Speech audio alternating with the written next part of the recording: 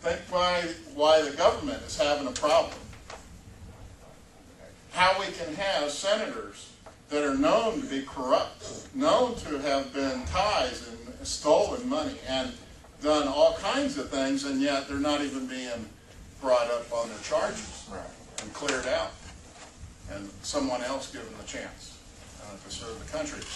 All of that comes back, I believe, to the idols, to this principle that God gave the Hebrew people in the wilderness. And the point of, I think, what you just said is very well taken. You know, you're talking about corrupt politicians and senators. The attitude of the people they represent, yeah, but he's my senator, and I get something from him. Yep, exactly right. And we accept their thievery as, I'm getting something out of it, so it's okay. But you know, tell you what, you know, I don't think we have, in, let's say this room, I don't think we have too many idols that we worship, that are man-made. But one of the things I think we have to be incredibly aware of, we can make idols out of our spouses. We can make idols out of our children. And I think anything that we put before God becomes an idol. Give me your car, give me your house, it could be your golf clubs, it could be anything. Well, We don't think of it as idols, we just... Yeah, I'm just taking it, I'm taking it to the one step, just very personal. I mean, you know, I love my wife incredible. You know, I love my children incredible. But do you put those before God? I mean, if so, they become idols, and they become a stumbling block to you. And if somebody disagrees with that, you know, just say it. I mean, you know, it's okay. I agree. If you forsake God for your spouse, child, whatever it is, then that's like worshiping enemies. It doesn't have to be something tangible, it can be intangible. You can be out and sit there and doing good works for the church or something, but if you think of the works, and you start putting that behind God, or ahead of God, and worshiping and having your time with Him or something, that's turning into an idol or something to take, anything takes away from God. Excellent. There's a lot of good stuff that people do. Yeah, we do it in the name But of they God. get so involved with it. In the name of God, but we always do what? We It's supposed put to be a the side note, it's not supposed to be the name. I first. I in front of it. Absolutely. That's Isn't that interesting? Idolatry starts with I. All right, is that with an I or an entitlement? He has a... Okay. That word is really irking me lately. I'm hearing it a lot on the radio. Everyone is entitled to, and then you put it in anything in the blank you want. Right. There are an extreme number of people that actually believe that. And I'm going to think, what entitlement did the people who set foot on this country, you know, and out of a small sailboat, what entitlement did they have? just to worship God is the only thing that they came to this country for. To worship freedom.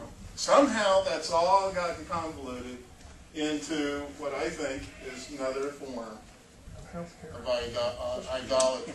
You realize how many times that word entitlement is listed in government programs? It's full of it. They're called entitlement programs for a reason. They call it that, they do. Entitlement programs. Okay, let me take us back for just a second. I'm going to jump right back into this here in just a second. We're not done with this. We're not done with this yet. But I want to make sure I get this out. Ephraim and Dan, they lost their position in the pecking order. Does that mean they won't be protected in the tribulation? Does it mean they will not be there? They'll be destroyed prior to the millennium? No.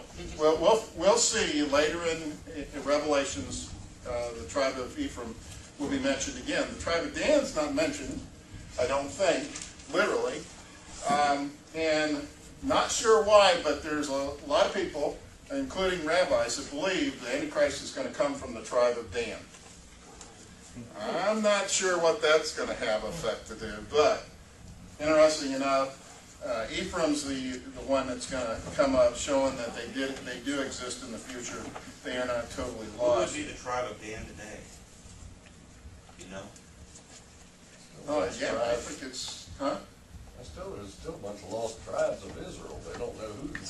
Well, yeah, the bloodlines are a little shady in a lot of cases. But do you know what nation the tribe of Dan today, or what nationality? I'll look into that. How about instead of just trying to say, it could be up around Turkey, okay? Which is, that's my first thought, but I don't, let me, Which is a Let very me- ungodly country based upon the missionary was just here. Do a Bible search on Google. That would be interesting. I've got some new tools. I'm gonna stick on this.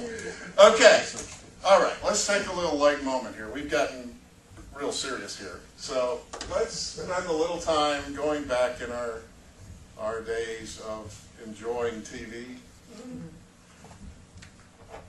Are we going to Mayberry? Lucy, I love the world. Uh-oh. you don't have the sound up, remember?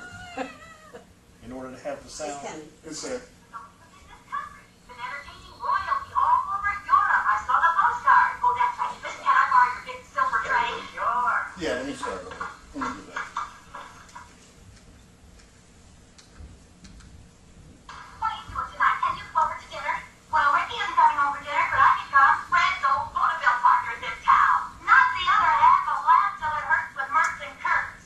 Barney Kurtz! Oh, for heaven's sake, even though he was in this country, he's been entertaining royalty all over Europe. I saw the postcard. Oh, that's right. Miss, can I borrow your big silver tray? Sure. Oh, I'm afraid it's gonna need a little cleaning. Oh, that's all right, thanks.